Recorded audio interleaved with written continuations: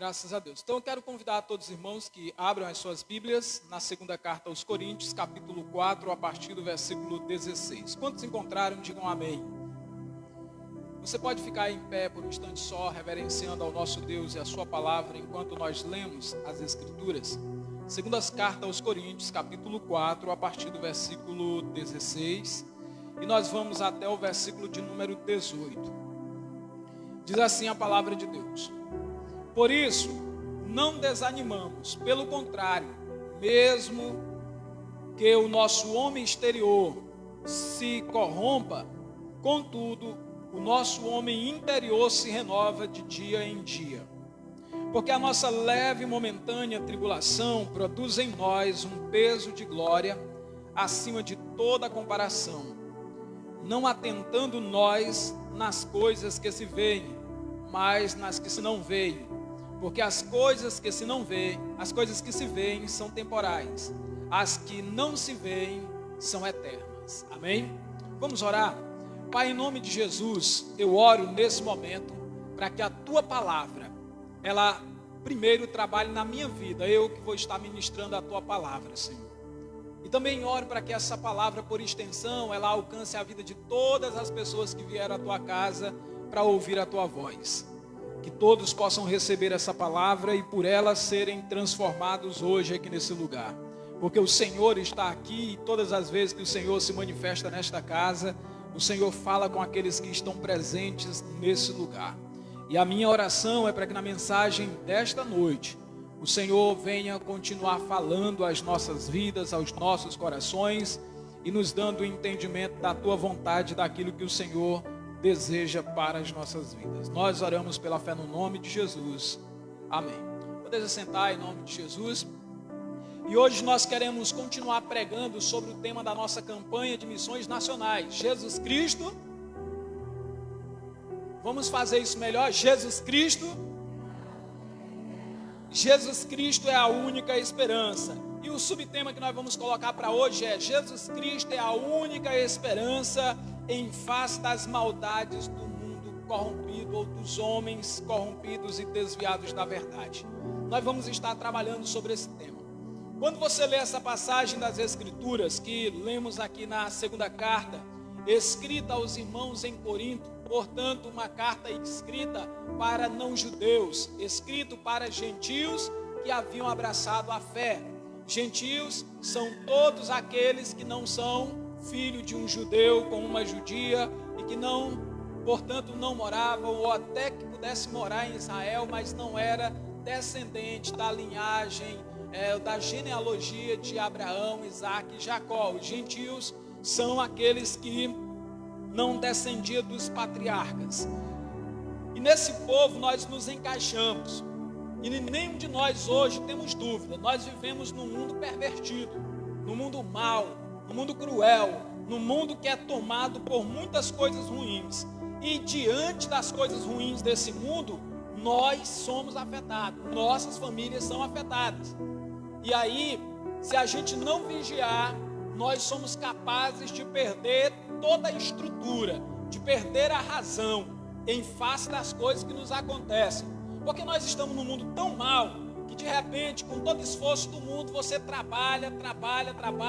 O irmão estava comentando esses dias, o único objeto de trabalho do homem, o moço, um trabalhador, um batalhador, alguém foi lá e tacou fogo no carro do homem, o único meio de ganha-pão do homem.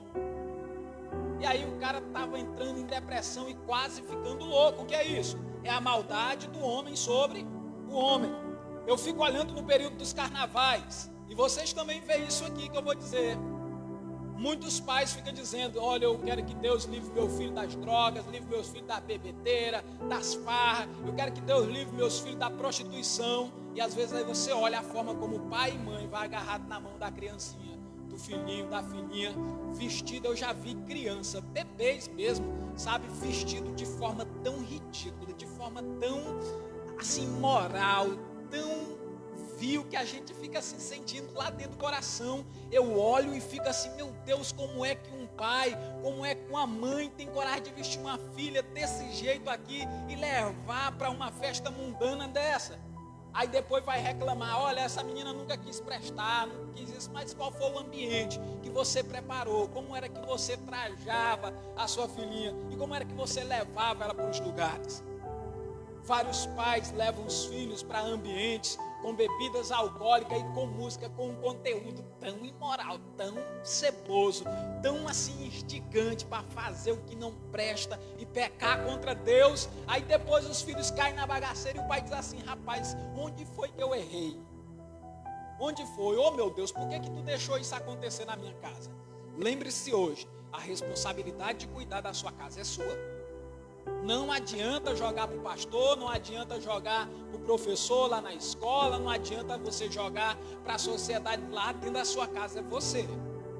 Então um pai que leva um filho para uma festa mundana, que leva um filho para uma festa com orgia, com tudo que não presta, aí ele vai depois querer culpar o filho, mas onde foi na infância que o pai incutiu no coração dele que aquilo era bom? Por isso que você que é pai, tem que fazer é trazer os seus filhos para a casa de Deus, é logo de cedo. Ensine a criança no caminho em que deve andar, para que quando eles envelhecerem não se desviem dele. Jesus Cristo é a única esperança, e disso nós não temos dúvida. Agora Jesus Cristo, Ele é a única esperança para aqueles que ouvem a sua voz e obedecem a sua palavra. Ele é a única esperança para aquelas pessoas que ouvem a mensagem de Deus, acreditam no que ouve e colocam o seu coração à disposição de Cristo. Olha, você e eu podemos receber as melhores instruções, mas se dentro do seu coração você não se encantar pela verdade, você não amar a verdade, você não se entregar à verdade, não vai adiantar. E depois não venha querer culpar quem quer que seja. Porque uma coisa que eu fico olhando é o seguinte: Judas, por exemplo, Judas ouviu o melhor pregador, amém? Todos nós concordamos que Judas ouviu a melhor mensagem. Jesus ouviu da boca do próprio Cristo. Ele não andou, não foi com um discípulo de Jesus. Judas andou, foi com o próprio Cristo. Mas as maldades desse mundo, as perversidades dessa vida, seduziu o coração de Judas de uma tal forma que na hora que ele teve a oportunidade de trair Jesus por 30 moedas de prata, ele não pensou muito. E o interessante é que quando você lê o texto sagrado, não é os sacerdotes que vão lá onde ele e dizem, Judas, quanto é que tu quer receber para tu trair?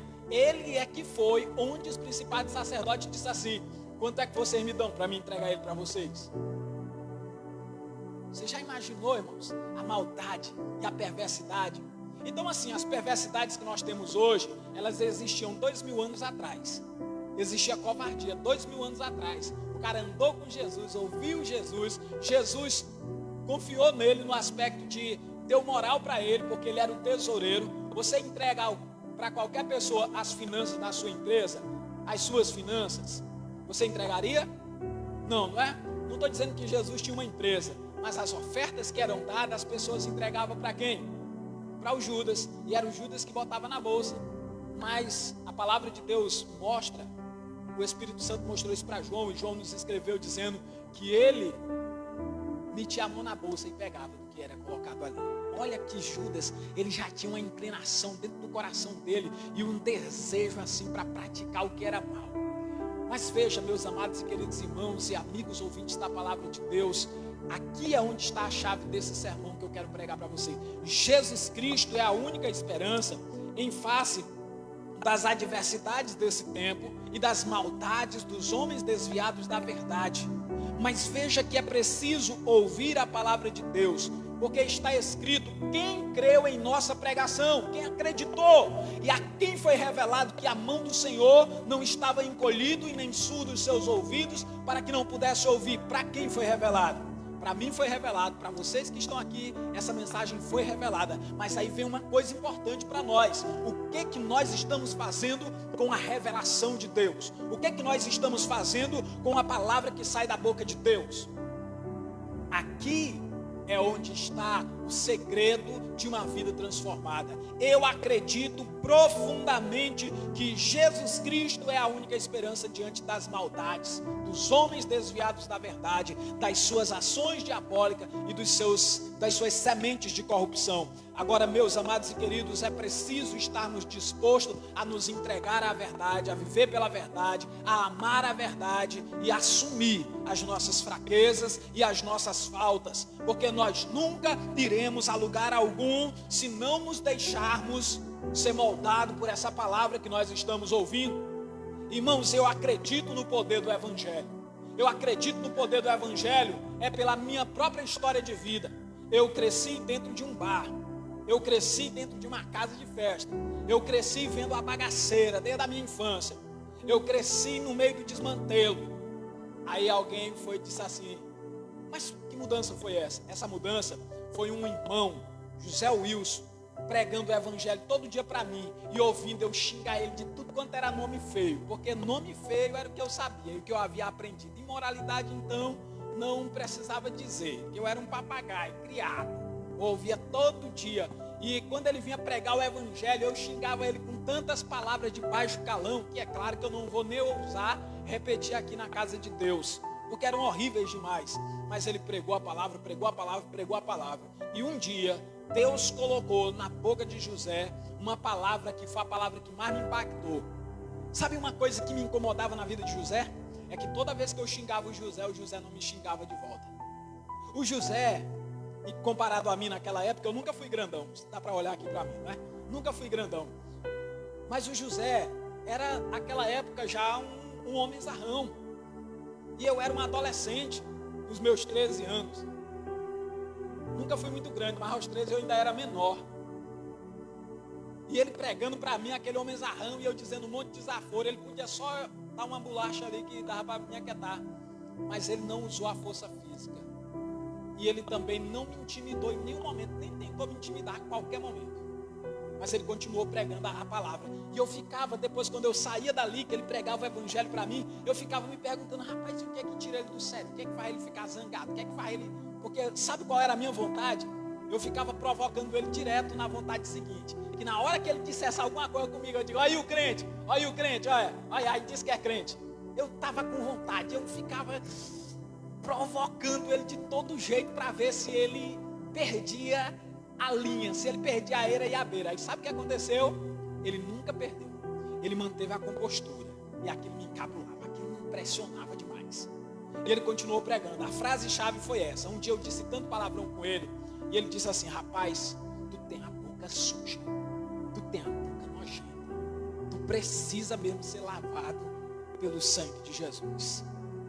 Aí aqui dali ficou comigo. Eu fui para casa dizendo: ele disse que eu tenho uma boca nojenta. E eu digo: não, mas eu escovo meus dentes todo dia, que é nojenta tudo.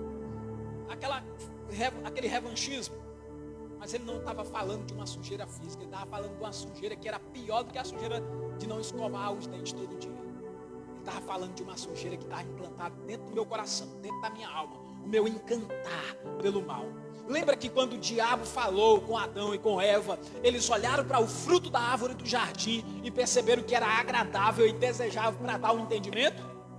Eu quero que aqui você preste atenção para ver como é que o maligno vai fazer para te destruir, para me destruir. O maligno tem uma arma secreta. Ele vai fazer com que o mal pareça agradável e desejável. Ele vai fazer com que aquilo que é a minha destruição, a sua destruição, pareça ser a coisa mais importante dessa vida. O maligno vai fazer isso. E quando você olhar para o mal e perceber que aquilo é agradável e desejável para você, você precisa correr aos pés de Jesus Cristo. Você precisa colocar diante do Senhor e dizer: Senhor, me socorra, Senhor, me salva, Senhor, me livra, Senhor, me livra disso aqui. Por isso está escrito na oração modelo: mas livra-nos do mal, porque teu é o reino, o poder e a glória para sempre. Dependa de Deus. Ouça a voz de Deus, mesmo quando o maligno quiser te seduzir.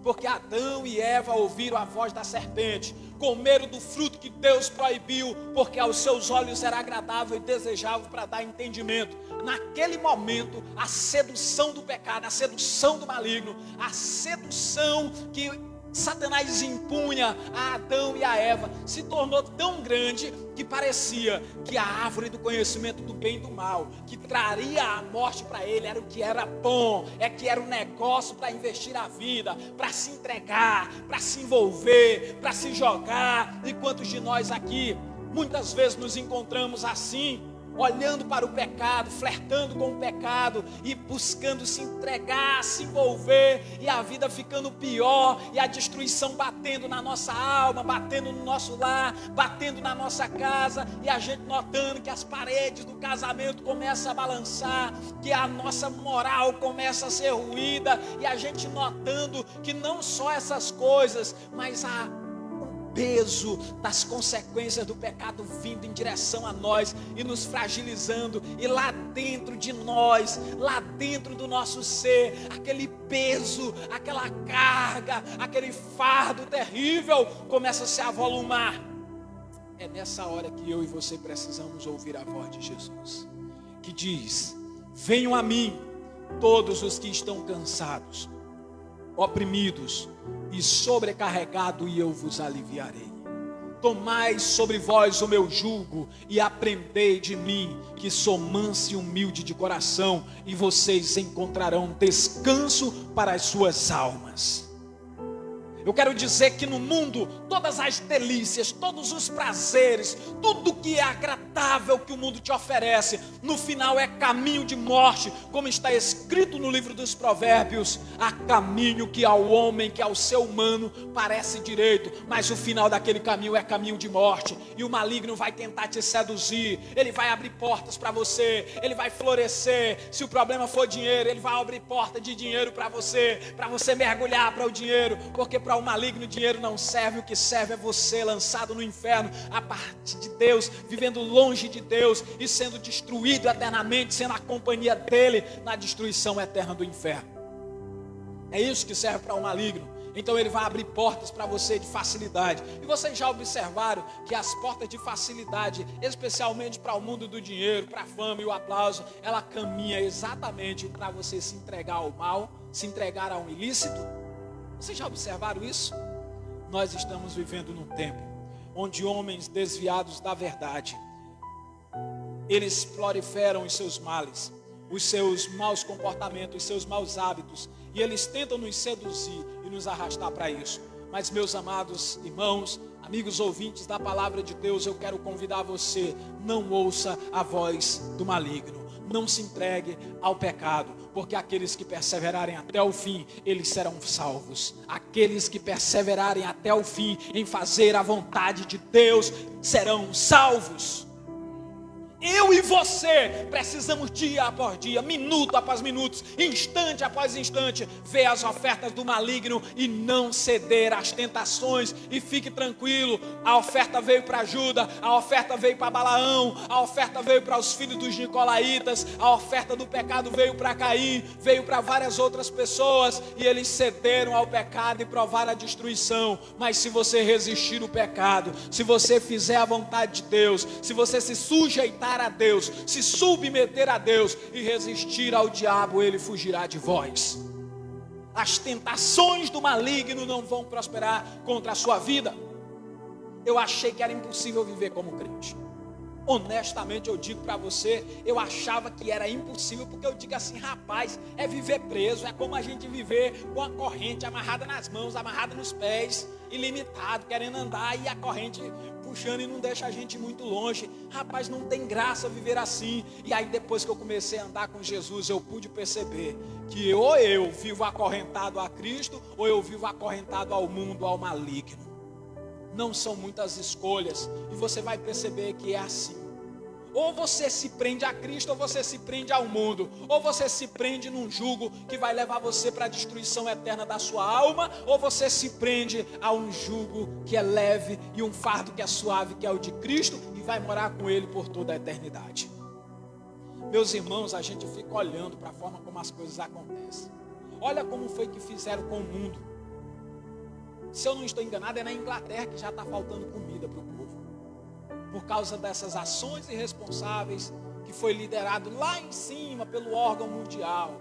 depois pelos órgãos estaduais e municipais aqui na realidade do nosso país. E isso vai trazer ainda grandes consequências. Nós estamos vendo aqui mesmo em Esperantinópolis, nós já vemos, direto tem uma loja que está vendendo tudo por um preço assim, esquisito, ridículo. Por quê? Porque está fechando as portas. Empresários doando prédios, porque não consegue mais manter o negócio. Chegou aqui na nossa cidade, nós estamos assistindo isso, fruto da irresponsabilidade, da maldade daqueles que estão desviando milhões e milhões mundo fora, dentro do nosso país, fruto da maldade humana, fruto da corrupção maldita que está instalada dentro do coração, imposições que não fazem sentido. Nós estamos vivendo todo dia vendo isso, e eles planejando mais ainda, e a vida ficando mais terrível, e a vida ficando mais pesada. Mas eu posso dizer para você que Jesus Cristo é a única esperança para mudar o coração desses homens perversos e desviados da verdade. Agora, meus amados e queridos irmãos, todos esses precisam ver a luz de Cristo na minha vida e na sua vida. Todos esses precisam ver a diferença de servir a Deus em nós. Porque o mundo vai olhar para nós e vai dizer: que diferença tem entre eu e aquela pessoa que está dizendo que é crente? Que diferença tem? Ele vive desse jeito, eu também vivo. Olha lá, faz isso, eu também faço. E aí, qual a diferença que tem? A única diferença que tem é aqueles que nasceram de novo, que as boas obras deles glorificam o nosso Pai que está nos céus.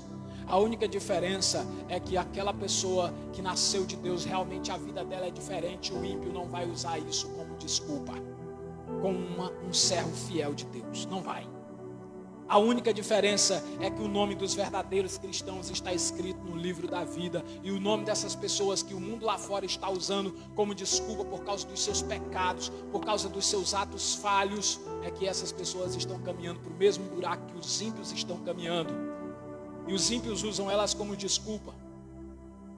Mas a grande verdade é que muitos naquele dia vão chegar dizendo: Senhor, Senhor, em teu nome expulsamos demônio, curamos enfermo, em teu nome fizemos isso, fizemos aquilo. E ele vai dizer assim: apartai-vos de mim, eu não vos conheço, vós que praticais a iniquidade. Por isso é tempo de ouvirmos agora a voz de Deus e andarmos na luz de Cristo Jesus. Olha o texto que nós lemos essa noite, primeiro versículo: por isso não desanimamos, pelo contrário, mesmo que o nosso homem interior ou exterior se corrompa, contudo o nosso homem interior se renova de dia em dia. Meu irmão, eu quero dizer uma coisa muito importante para você. É muito comum a gente ver as pessoas que praticam o mal e praticam o pecado, e a gente sentir vontade, gosto, desejo de praticar o pecado. Deixa eu dizer isso aqui claro para vocês. Eu sou conhecido por não ter meias palavras e nem por ter medo de falar aquilo que é a realidade. Quando eu vejo o pecado, eu sinto desejo de pecar. Quando eu vejo o mal, eu sinto a vontade de praticar o mal. Tem males que eu não sinto vontade porque me causa repugnância. Mas tem outras coisas, tem outros males que me dá vontade sim, todo dia, de praticar, ir lá e fazer. Todo dia eu também sou tentado pelo maligno para praticar o pecado. Agora tem uma diferença só. E sabe por que às vezes eu me sinto tentado? Porque o meu homem exterior quer se corromper todo dia. Mas o homem interior, criado em Cristo Jesus, que foi renovado, lavado e regenerado pelo Espírito Santo de Deus, que foi lavado pelo sangue do Cordeiro de Deus, rompe essa barreira. Porque a carne é fraca, mas o Espírito está pronto. E nós não vivemos na carne, nós vivemos no Espírito. Porque a carne pede o mundo, a carne pede o pecado, a carne pede para a gente agir como age o mundo. Mas o espiritual, o homem espiritual que nos tornamos em Cristo Jesus, luta e vence a carne.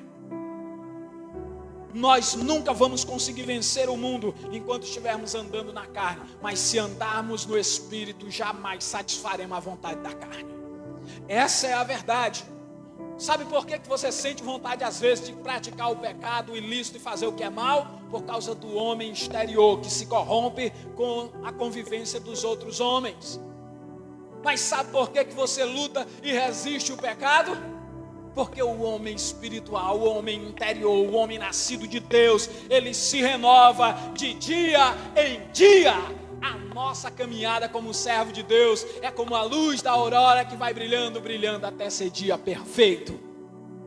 E E assim como o ferro que com ferro se afia, é o crente que anda na companhia do outro crente, é o crente que vem para a casa de Deus, é o crente que participa do culto de oração, do culto de doutrina, da escola bíblica, do culto de louvor e adoração, das programações do departamento da igreja. Ele vai se afiando, ele vai se afinando, ele vai sendo amolado como uma ferramenta e vai estar sempre útil ao seu possuidor. E o nosso possuidor é Deus. Por isso que nós precisamos estar nos cercando. Nós precisamos vir com mais frequência à casa de Deus. Nós precisamos com mais frequência estar onde estão os homens de Deus, as mulheres de Deus, para que as nossas vidas sejam transformadas de glória em glória. Nós precisamos disso, porque a sedução para o nosso homem exterior acontece todo dia, mas o nosso homem interior, em Cristo Jesus, ele se renova dia após dia. Aleluias. Versículo 17 diz: porque a nossa leve e momentânea tribulação produz para nós eterno peso de glória, acima de toda a comparação. Meus irmãos, nós somos renovados por Cristo em meio aos homens perversos. Eu vivo em meio a tanta coisa que você nem imagina. Eu vou a tanto lugar, eu ouço tanta coisa que você nem imagina. Mas eu também deixo tanta semente de Deus semeada nesses lugares por onde eu vou, que você não faz ideia. Sabe por quê? Porque eu sou nascido de Deus. Eu sou nascido de Deus. E aquele que é nascido de Deus faz a vontade de Deus. Nós somos renovados por Cristo no meio de uma geração perversa. Nós vemos a perversidade. Ela às vezes até chega perto a querer nos levar. Mas Jesus Cristo fala ao nosso coração. Porque está escrito nos profetas: quando se desviares para a esquerda, ou se desviares para a direita, ouvirás uma voz atrás de ti dizendo: este é o caminho, andai por ele. E essa é a voz de Deus que nós ouvimos. Cristo nos ensina, irmãos, que as tribulações, elas passam. As tribulações que vêm, elas passam. Mas o relacionamento com Deus produzirá em nós sempre a esperança da glória eterna. O que eu quero dizer para você é que não tem tribulação que dure para sempre. Não tem dor que dure para sempre. Um dia vai cessar. Um dia tudo isso aqui vai parar. Um dia tudo isso aqui vai acabar. Um dia tudo isso aqui vai passar. E nós vamos comparecer diante do Rei. Nós vamos ver o Rei assentado no seu alto e sublime trono, se nós permanecermos fiéis até o fim, fazendo a sua vontade. Por isso, não ceda aos convites do maligno, não ceda às propostas do maligno. Por isso permaneça fiel, fazendo a vontade de Deus. Reserve tempo na sua casa para orar, reserve tempo na sua vida, no seu dia a dia, para ler a palavra de Deus. Reserve tempo para fazer a vontade do Senhor, reserve tempo para estudar a palavra de Deus, reserve tempo para orar, reserve tempo para levar a sua família para Deus. Faça isso. Em casa tem se tornado mais frequente, todo dia, as conversas sobre o mesmo tema. Eunice, como é que nós vamos fazer para levar os nossos filhos para o temor do Senhor? Como é que nós vamos fazer para influenciar a Ana Beatriz, para influenciar o Apolo, para viverem para Deus, para desejar Deus na vida deles? Para que não seja uma coisa porque o papai está dizendo, porque a mamãe está dizendo, mas que seja desejo deles, que esteja no coração deles servir a Deus. Como que nós vamos fazer isso? Porque, irmãos, eu vou dizer uma coisa para vocês: se eu conseguir dar para os meus filhos um segundo idioma, um terceiro idioma, se eu conseguir dar para os meus filhos uma boa formação acadêmica, se eu conseguir dar para os meus filhos uma boa estrutura nesse mundo, e eu não conseguir dar o temor de Deus e plantar o temor de Deus no coração deles, para mim vai ser o maior fracasso da minha vida. Porque eles podem estar com o bolso cheio de dinheiro, eles podem ter propriedade, eles podem terem tudo, mas se eles não tiverem a vida eterna, não adiantou nada. Nada. Foi correr atrás de vento, foi inutilidade, foi besteira que eu fiz. Mas se meus filhos estiverem morrendo de fome, batendo na porta, pedindo comida para um e para outro, mas eles tiverem o temor de Deus no coração, eles tiverem uma vida com Deus, eles tiverem um relacionamento com Deus, eu quero dizer uma coisa para vocês: eu partirei dessa vida o homem mais feliz e mais realizado. Não estou dizendo, e não me entenda errado, dizendo que eu quero que meus filhos virem mendigos e que batam de porta em porta pedindo um prato de pão. Em nome de Jesus Cristo isso não vai acontecer, porque no que depender de mim eu vou ensinar também a trabalhar, eu vou ensinar a batalhar pela vida. Mas o que eu quero dizer para os meus filhos é que o emprego passa, a carreira passa, a fama passa, os aplausos passam, a influência passa, as coisas dessa vida passam, mas a palavra de Deus plantada no coração deles permanece para sempre, e é a única coisa que faz a diferença na vida deles quando isso aqui acabar. É a única coisa que faz a diferença. Por isso, eu olho para essa passagem da palavra de Deus que diz que a nossa leve e momentânea, portanto passageira tribulação, produz para nós eterno peso de glória acima de toda comparação. Nós não podemos comparar a vida com Deus com a vida terrena. Agora é claro, irmãos, que se a gente olha só baseado nas coisas daqui de baixo, é loucura o que eu estou dizendo. Porque aqui de baixo o que vale é uma formação, o que vale é um diploma. Aqui embaixo o que vale é formação, é conhecimento. Aqui embaixo o que vale é dinheiro. Aqui embaixo o que vale é propriedades, é posses. Aqui embaixo o que vale é arma de fogo. Aqui embaixo, na terra, o que vale são essas coisas que eu estou descrevendo para vocês. É isso que garante segurança, aqui, nessa terra. Mas nós estamos completamente desarmados, completamente desabastecidos, completamente desgraçados, se tudo que nós tivermos for os recursos dessa vida, e não tivermos relacionamento com Deus, e não tivermos o temor de Deus dentro do nosso coração, e não tiver uma vida de relacionamento puro e genuíno com Deus. Quantos pais estão fazendo maldade com os seus filhos? Porque estão dando tudo de secular, estão dando tudo dessa vida para os seus filhos, para a sua casa, para as suas famílias, mas não estão dando o temor de Deus. Não estão levando o temor do Senhor, que é o princípio da sabedoria. E a Bíblia diz que os loucos desprezam. Só os loucos desprezam isso. E foi por isso que um dia um homem rico, cheio de muitas propriedades, ele estava lá, não sei se balançando numa rede ou deitado numa cama, mas ele estava lá, no seu conforto, e pensando: eu vou derrubar esses celeiros aqui, eu vou construir outros celeiros maiores, e aí eu vou botar os meus bens e as minhas propriedades aqui, e vou fazer toda essa distribuição. Como é que eu vou fazer para me aumentar esse celeiro? Como é que eu vou fazer para me aumentar o meu armazém? Como é que eu vou fazer para me colocar as minhas propriedades? Como é que eu vou fazer? Aí ele ouviu uma voz que disse: louco, doido, essa noite te pedirão a tua alma. E esses teus planejamentos aí, para quem são? Lembra que o Hitler morreu? Lembra que o Fidel Castro morreu? Pois é. E aí? O que adiantou tanto poder? O que adiantou tanto domínio? O que adiantou tanta pompa? Muitos outros já partiram e foram os auê da história. Você já ouviu falar de grandes homens da história? Passaram. E agora, tudo que eles construíram aqui, para que serve agora? Mas eu quero dizer uma coisa. O Senhor Jesus desceu lá dos céus, veio aqui na terra e disse: acumulem tesouro nos céus. Porque o tesouro que você acumular no céu, os ladrões não podem escavar e roubar. A traça não vai corroer. E nós sabemos em quem temos crido e estamos certos que Ele é poderoso para conservar o nosso depósito até aquele dia. Por isso não desanimamos diante das perversidades e das adversidades do tempo presente, mas nos mantemos fiéis àquele que é poderoso. Ele é poderoso para transformar a minha vida, Ele é poderoso para transformar a tua vida, para mudar a tua história. Ele é poderoso para fazer feliz o teu futuro. Ele é poderoso para te livrar, Ele é poderoso para te guardar, Ele é poderoso para te defender. Ele tem todo o poder para te levar a salvo para o seu reino celestial. E eu creio, digo aqui de todo o meu coração, irmão, se eu não cresço no Evangelho, irmão, eu não estava fazendo um papelão ridículo, bem aqui na frente de todos vocês e falando mentira, bobagem. Porque algumas pessoas pode ser que estão na igreja, quando eu digo igreja, nas denominações, as instituições, pregando. Eu sei que tem muita gente que está pregando só por causa do salário que tem no final do mês, é verdade. Mas eu quero dizer para os irmãos, muitos de vocês sabem disso.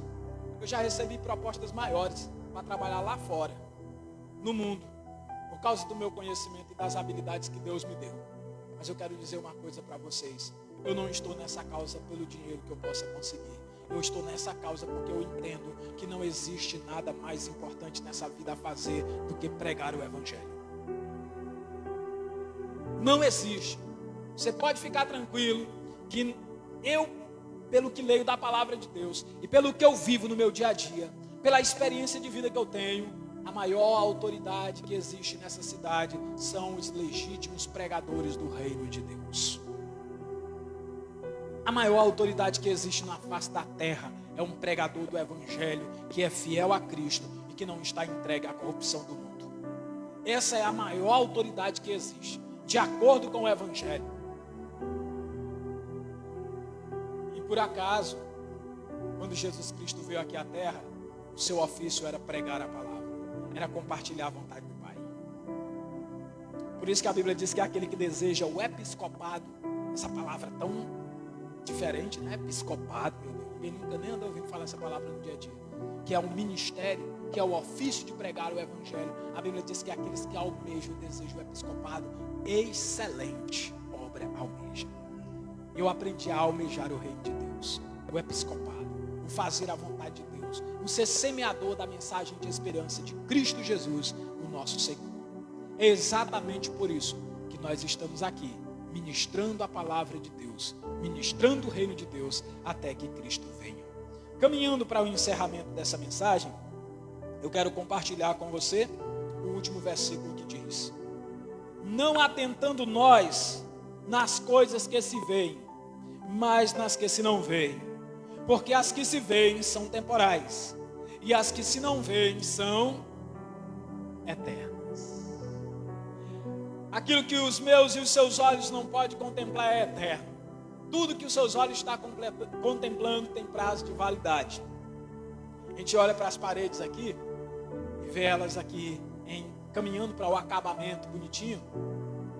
Aí a gente olha assim para essa coisa que foi colocada ali, e às vezes a gente tem aquela falsa sensação de que isso dura para sempre. Mas eu passo pela ilha, quando eu vou na capital, recentemente eu estive lá, e a gente vai andando naquelas avenidas, algumas avenidas lindas, e você olha para o lado, prédios que estão prestes a tombar, porque já venceu o concreto, o cimento, a argamassa que foi colocada ali para levantar aquelas paredes, venceram. Acabou a segurança, acabou a força, logo vai tombar, porque tem prazo de validade. Mas a palavra de Deus é eterna e permanece para sempre. Ela não passará jamais. A Bíblia diz que cai a erva, seca-se a flor, mas a palavra do Senhor permanece para sempre. A palavra de Deus é a única coisa que permanece para sempre. Todo o resto passa. Mas eu sei que nós somos pressionados pelos nossos parentes e amigos, pelos cônjuges, para dar muita atenção para as coisas daqui de baixo. E veja que a proposta da pregação do Evangelho não é que você seja relaxado no seu estudo, que você seja relaxado no seu serviço, que você seja conhecido como preguiçoso e como um sem futuro inveterado. Não é essa a proposta do Evangelho. A proposta do Evangelho é que se você é um funcionário público, você seja o melhor. Se é um funcionário privado, faça o melhor que você puder. Se você é o que for, procure fazer o seu trabalho, o seu exercício diário na melhor e na mais alta competência. Mas não se esqueça de investir muito mais. Não é só mais, é muito mais no reino de Deus. Não se esqueça. Porque aí seria a sua destruição. Seria dos prejuízos maiores. Por isso, irmãos, precisamos entender que nós somos dirigidos a focar os valores eternos. Nós somos dirigidos pela palavra de Deus para focar naquilo que é eterno, porque os maus serão ceifados. Olha, não tem nenhuma pessoa que pratica o mal que vai passar impune. Pode passar impune da justiça dos homens, mas não vai passar impune diante do tribunal de Cristo. Não vai passar impune diante do grande trono branco. Por isso o texto sagrado diz que nós não atentamos nas coisas que se veem, mas as que se não veem, porque as coisas que se veem são passageiras, as que não vemos são eternas. Nós não estamos vendo Deus agora, mas é eterno. E se você for morar na eternidade, você o verá e o contemplará por toda a eternidade. Não haverá prazo de validade. Por isso, busca o Senhor enquanto se pode achar. Invoca o Senhor enquanto está perto. Deixa o homem perverso o seu caminho perverso e converta-se ao Senhor, que se compadecerá da sua vida. Amém? Que Deus aplique essa palavra ao meu, ao seu coração, em nome de Jesus. Eu vou fazer uma oração agradecendo a Deus por essa ministração e também encerrando o sermão que nós estamos nessa oportunidade gravando, e na sequência a gente vem com a apelo. Vamos orar? Em nome de Jesus. Vamos orar. Pai, em nome de Jesus, eu quero te agradecer pelo privilégio de poder pregar a tua palavra para os irmãos que estão aqui na tua casa e para tantos outros que vão estar nos ouvindo manhã, tarde e noite, em vários outros lugares. E eu oro para que essa palavra fique nas suas mentes e nos seus corações, e eles sintam o desejo de viver para o Senhor e pertencer ao Senhor. Aqueles que ouviram a tua palavra, Pai, em nome de Jesus, plante essa palavra no mais profundo da sua alma e o chame nessa noite para uma nova vida. Eu oro em nome de Jesus. Amém.